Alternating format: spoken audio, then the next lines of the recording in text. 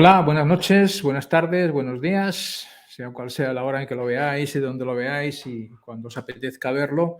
De todas maneras, os saludamos. Por aquí, que quede claro que es de día, como se ve por la luz que tenemos por todas partes. Bueno, en este vídeo vamos a hablar de algo de lo cual se hace poca referencia a los medios, pero que tiene cierta importancia. Llevamos pues ya casi un par de años discutiendo acerca de si China va a discutir la hegemonía de Estados Unidos, económica, política, geopolítica, si China quiere ser un polo totalmente contrario a Estados Unidos y va a conseguir sus objetivos, o va a ser Estados Unidos que lo va a conseguir.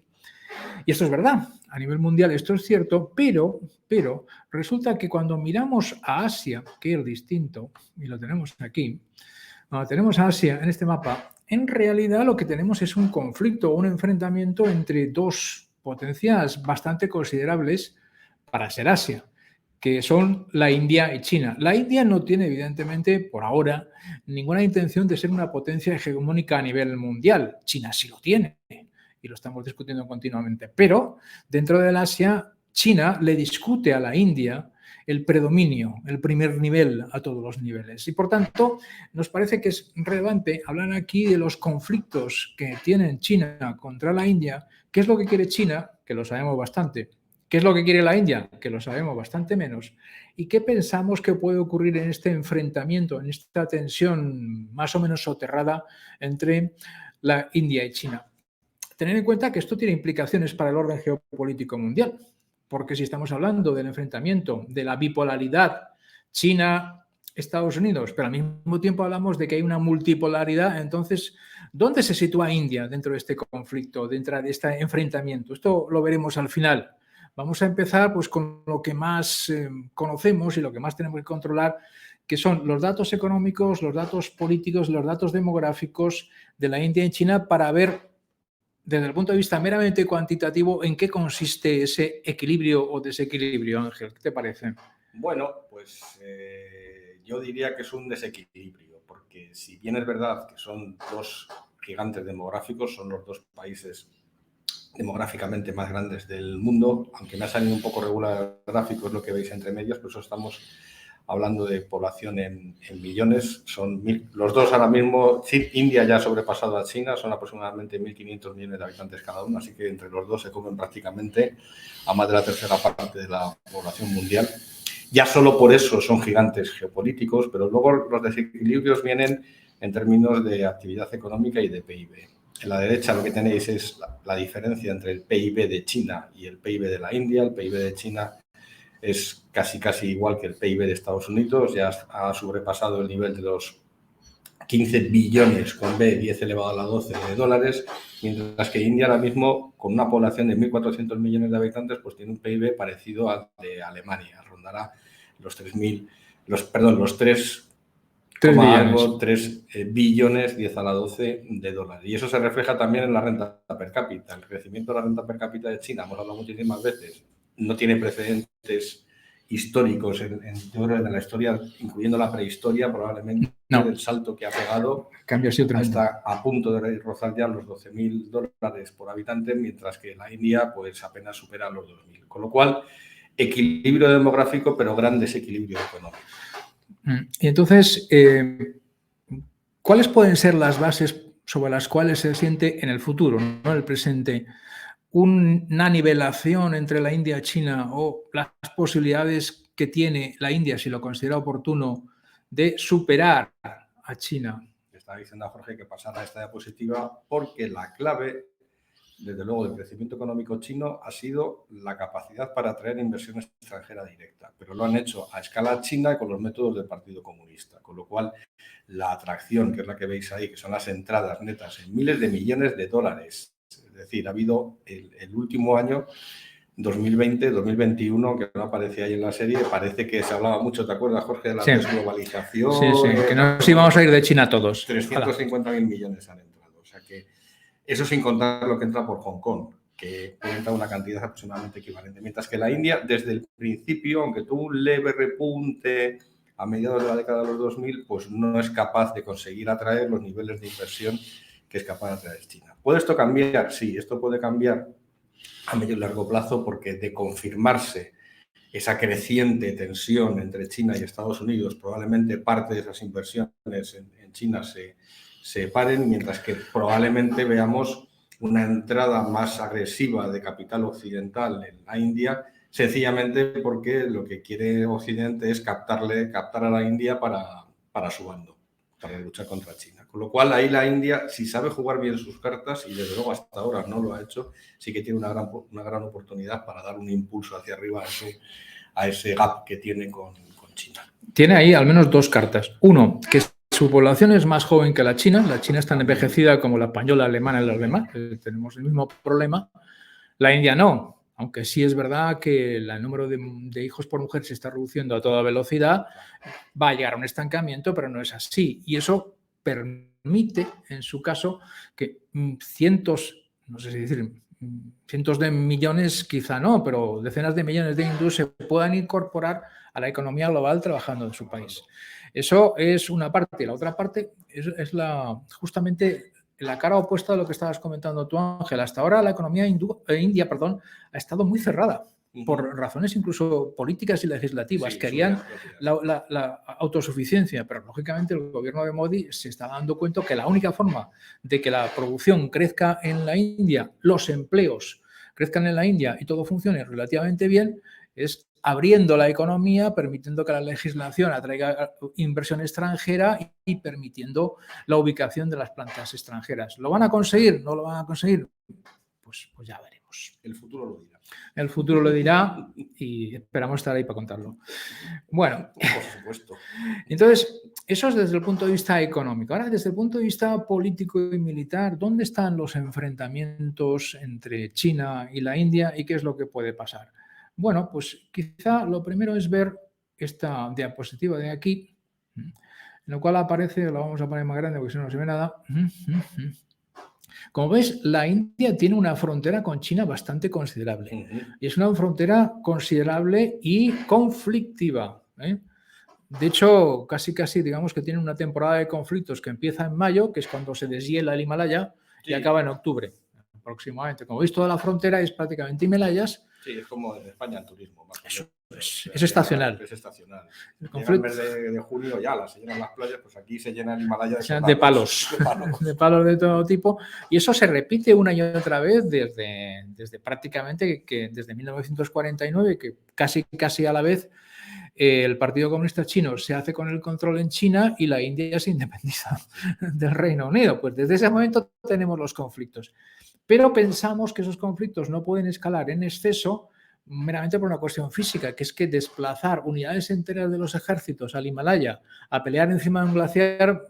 A 6.000 metros en un glaciar hay tanques como que no pueden. En tanques no, y la aviación tiene problemas. Y los soldados no respiran, en fin. Y hace mucho frío y se está fatal.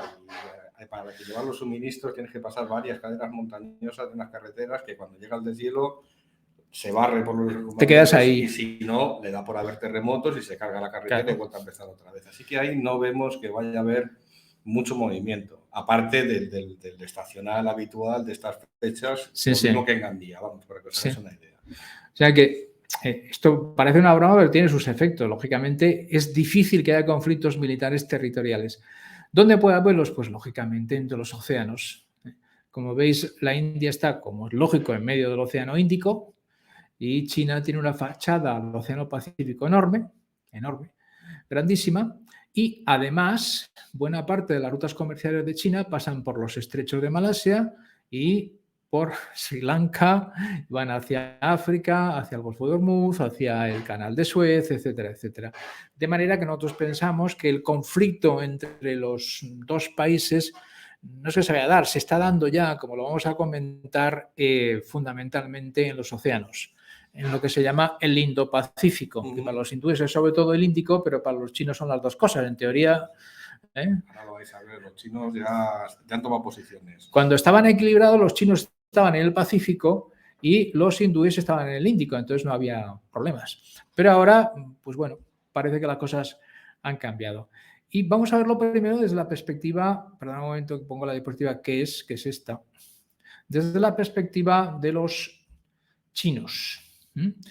la perspectiva de lo que se conoce así muy en general como el collar de perlas. Es un nombre muy bonito para algo quizá no tan bonito. No, bonito lo es. Bueno, el gráfico, a mí este gráfico es que me encanta, y además lo pongo en todas las presentaciones que puedo, aunque esté hablando de macroeconomía, pero lo pongo, porque Claro. da una señal muy buena de cuál es la estrategia de China. Vamos a ver, China tiene un problema, que es Singapur.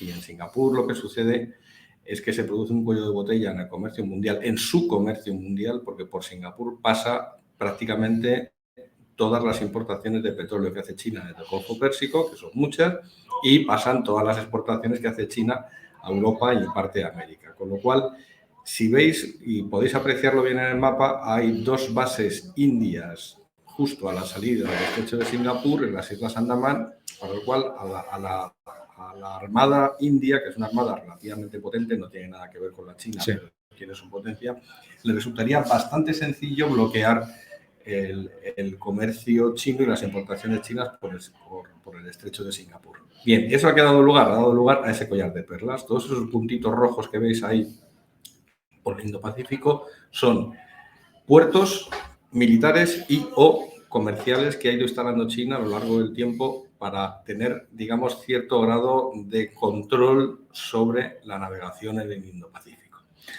Entonces, China... Este es uno de ellos. Este es uno de ellos, el puerto de Nadwan en Pakistán. Yo creo que otro día podemos hablar de estas iniciativas porque dan en sí mismas para un vídeo, pero son instalaciones en las cuales los chinos lo que hacen es, mediante un acuerdo con el gobierno, instalar una base naval, fundamentalmente son bases navales para la Armada China, junto con un puerto comercial. Va de la mano. La estrategia de defensa y la estrategia comercial, en el caso de China, va de la mano. Claro, fijaros que India no tiene nada parecido en el Pacífico. Entre otras cosas porque a India en el Pacífico se le ha perdido relativamente poco. Lo que sí que se quiere garantizar la India, y en eso coincide con Occidente, y eso puede ser quizás el punto de encuentro entre Occidente y la India, es garantizar el libre acceso, el libre comercio en los mares del mundo, en concreto en esa zona del mundo que es tanto el Océano Índico como el Pacífico. Pero a China a la India lo que le pone realmente nervioso es lo que pueda pasar en el Índico, no en el Pacífico. Entonces, hay que tener en cuenta además que esto es lo que pasa por mar, pero por tierra, tenemos este mapa general de los corredores de la ruta de la franja y de la ruta de la seda, la franja y la ruta, como se llama también BRI, que, si os dais cuenta, conectan a China con Europa y como que le dan la vuelta o están encapsulando a la India. Si tienes un collar de perlas por el sur, qué nombre tan bonito, y un montón de corredores terrestres por el norte, pues China dice, esto tiene mala pinta. Efectivamente, a India, digamos que China la está prácticamente arrinconando y cercándola, vamos a decirlo así, desde el punto de vista fundamentalmente comercial, no tanto desde el punto de vista militar, pero sí desde el punto de vista comercial. Digamos que está tratando de cortarle todo tipo de influencia, incluso en sus vecinos. Exactamente. Claro, eso a la India no le gusta mucho. Ya os hemos comentado antes que es que a la India ha tenido desde su independencia un planteamiento muy aislacionista en lo comercial, que se ha llevado también a un planteamiento más o menos aislacionista en lo político. Es decir, aparte de ser en su momento que fue la cabeza de los países no alineados, la India ha tenido una presencia política pequeña. En todo el mundo. Entonces, ¿eso está cambiando? Sí, o sea, está cambiando, lleva un tiempo cambiando, pero yo pienso que ha cambiado sobre todo desde que llegó Modi al poder en 2014. Es el momento que además no es por casualidad, pero en 2013 es cuando Xi Jinping se convierte por primera vez en secretario general del Partido Comunista Chino. O sea que aquí tenemos a la pareja de baile de los últimos 10 años. Menuda pareja de baile. Además se encuentra, que si en Bali, que si en el G20, que si en todas partes se encuentran, hablan o no hablan. Tienen una ideología, yo creo, en ciertos aspectos muy similar, porque yo creo que son los dos, digamos, dos personajes con un perfil de China e India primero, vamos a decirlo así, tipo Donald Trump, de tener muy claro tanto Xi Jinping que hará lo que tenga que hacer para que China prevalezca y Modi hará lo que tenga que hacer para que India prevalezca. O sea que en ese sentido son dos pragmáticos absolutos. Totalmente. Y yo creo que por eso a lo mejor se entienden relativamente bien a niveles muy altos. Eso no quita que luego en la frontera del Ladakh se líen a palos los soldados indios y los soldados chinos. Claro, para la estación. Entonces, el planteamiento de India se basa en dos políticas generales. Uno, que es la política de los vecinos primero, que consiste sobre todo en tener buenas relaciones con los países de la ASEAN, de lo que es la antigua Indochina, que lo tenemos aquí. Perdón un momento. Espera, que esta diapositiva no me acaba de gustar porque no aparece lo que yo quiero. Aquí sí. Los países de la ASEAN, que son todos los que están en la península de Indochina, Indonesia, que es por donde pasa todo el tráfico chino, como decía Ángel, y donde ha colocado la India a la base de las islas, ahí en Andamán, por si acaso. El primer objetivo es tener buenas relaciones con ellos, políticas y económicas. La ASEAN más Bangladesh, con quien tiene unas relaciones relativamente buenas. La India ha puesto en marcha dinero, pero no tanto como China en esos países, en inversiones, en acuerdos de seguridad. Tiene una muy buena relación con Vietnam, quizá porque Vietnam no la tiene muy buena con China y entonces eso lo hace fácil. El enemigo de tu enemigo es tu amigo. Lo hace bastante fácil, tiene una muy buena relación con Vietnam, económica, política, etcétera, etcétera. Y luego tiene la otra política, es la política del este de Asia. Es decir, mirar hacia el este de Asia, y aquí sí que vamos a las otras diapositivas, y en el este de Asia, ¿qué es lo que tenemos? Pues lo que tenemos sobre todo es, lógicamente, China y el Pacífico. Como decía Ángel, para India lo fundamental es el Índico, sí, pero quiere tener presencia en el este de Asia y tener relaciones con Japón, con Corea, etcétera, etcétera. Y eso ya digo, a menor nivel, ¿no? Sí, de hecho, eso explica, por ejemplo, que esté en varias iniciativas de defensa de la zona del Indo-Pacífico, compartiendo mesa y mantel pues, con Japón, con Indonesia y con otros muchos países. Lo que pasa es que es verdad lo que dice Jorge, que India ha llegado tarde, deliberadamente tarde, porque nunca ha querido estar, y ahora que se ha incorporado, efectivamente no puede poner ni muchísimo menos la cantidad de dólares encima de la mesa que pone China. Ya habéis visto la renta per cápita que tiene. Claro, yo entiendo a Modi que dice, bueno, no voy a andar poniendo dinero en Bangladesh porque antes tengo que arreglar mi propia bengala. Mi tejado, mi propia bengala y mi patio trasero. Entonces, no esperéis grandes despliegues por parte de la India, porque la India primero tiene que arreglarse a sí misma para luego hacer esa operación. Mientras que China ya se ha arreglado a sí misma, ya tiene capacidad para proyectar poder en el resto del mundo sin machacar a su población.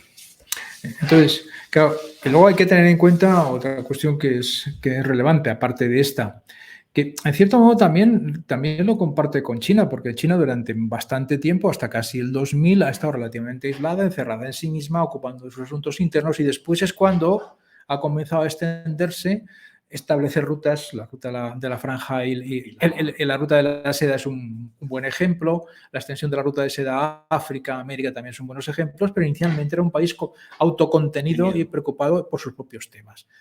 Por tanto, porque no podemos suponer que la India haga una cosa parecida, porque además la India tiene una ventaja geoestratégica, es que está literalmente en medio del Índico. Sí, al final, no se puede olvidar. Eso es una ventaja considerable. Entonces, en este punto hay que tener en cuenta, de todas maneras, como al hilo de lo que decía Ángel, que no hay el enfrentamiento entre India y China, es un poco un enfrentamiento por la supremacía en Asia. Ya lo fue desde 1949, una vez que la India se independiza, es el segundo país más grande, el segundo país más poblado. China, bajo el mandato del Partido Comunista Chino, es el país más poblado, el que más crece. Hay un enfrentamiento ahí latente. Evidentemente, Japón es económicamente más fuerte, pero por razones demográficas y de extensión no puede competir. No puede competir. Entonces, eso está ahí siempre, siempre. Y por eso ambos toman medidas. Pero por otro lado, en el punto más sensible para los chinos, la India no genera problemas. La India ha aceptado desde el principio la política de una sola China. Nunca ha tenido relaciones con Taiwán, ni se le ha planteado ningún tipo de relación con Taiwán, para nada. Hay una sola China, con lo cual los chinos en este punto, que es el más crucial para ellos, están relativamente tranquilos. ¿Que nos enfrentamos? Sí, evidente que nos enfrentamos. Lo que pasa es que aquí hay un punto que yo creo que me recuerda muchísimo a la situación en los años 70, cuando se produce el acercamiento de Estados Unidos a China. En el año 72, Kissinger y Nixon culminaron un proceso de acercamiento a China con la misma idea que está haciendo India con Vietnam. Es decir, el enemigo de mi enemigo es mi amigo. Y es cuando realmente se produce el despegue. Incluso en vida de Mao es cuando se produce realmente el despegue económico de China, gracias a aquellos acuerdos. Entonces, no es que sean amigos y nunca fueron amigos, pero es verdad que eso, digamos, liberó una serie de fuerzas económicas que son las que permitieron que China sea lo que es ahora. Esa situación a lo mejor se repite con la India y es verdad que hemos visto mucha actividad diplomática en los últimos meses por parte de las cancillerías occidentales de intentar atraer a la India a su lado. Entonces, Modi puede jugar, si ha leído historia y ha visto cómo China, incluso en vida de Mao, empezó ese proceso, sí que es posible que tenga esa capacidad para levantar a la India, ponerla no al nivel de China a lo mejor, porque eso va a costar muchísimas décadas, pero sí desde luego que gane mucha atracción. Lo que pasa es que yo creo que de momento, Jorge, a Modi no le veo por la labor de alinearse con nadie, ¿no? Sí, ese es el último punto que queríamos tratar y que es relevante. En un mundo multipolar, la India no quiere participar en el enfrentamiento entre China y Estados Unidos, tomar parte.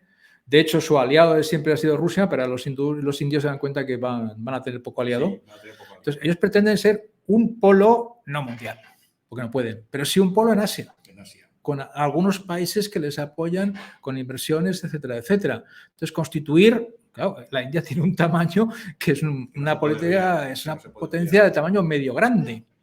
Entonces, la India pretende ser un polo en sí mismo y puede conseguirlo hasta cierto punto. ¿Cómo? Pues fundamentalmente buscando apoyos con países que tienen enfrentamientos con China, con Estados Unidos, etcétera, etcétera, y no con ellos. Sí, yo creo que por eso la estrategia suya, y como bien has planteado todo el vídeo de principio, Jorge, es la zona del ASEAN, porque realmente donde se puede producir una zona de fricción con China es donde realmente se está produciendo la zona de fricción entre China y Estados Unidos, en el mar del sur de China, a pesar de lo que esté pasando en Taiwán. Realmente la caldera del volcán es el mar del sur de China, y yo creo que India ahí, de forma bastante pragmática, que es la personalidad de Modi, trata de posicionarse diciendo, muy bien, os podéis pegar aquí, pero de Singapur para acá es cosa mía, no andéis remoloneando por aquí, y eso explica esa política de buena vecindad que ha empezado a desplegar fundamentalmente con los vecinos del este, porque con los vecinos del oeste no se entiende para nada. No se entiende para nada, no. Eso un día lo hablaremos. Es otro día hablaremos del gobierno de Pakistán y de todos los líos que tiene por ahí. Bueno, pues hasta aquí nuestro planteamiento del conflicto entre la India y China, que sí que tiene recorrido en los próximos años. Sí. Y que tiene el rasgo fundamental es que la India pretende ser una potencia medio grande en Asia. Y de ahí no la va a pegar nadie. ¿Que pueda conseguir más o menos? No lo sabemos, pero de ahí no la va a pegar nadie. Pues nada, muchas gracias. Si os ha gustado el vídeo, buenos días, buenas noches, buenas tardes. Y acordaros de suscribiros, que si no, el sátrapa nos hace picadillo. Eso es. Que todos tenemos un jefe. Todos tenemos un jefe y el nuestro es muy duro. Venga, hasta luego. Terminamos aquí.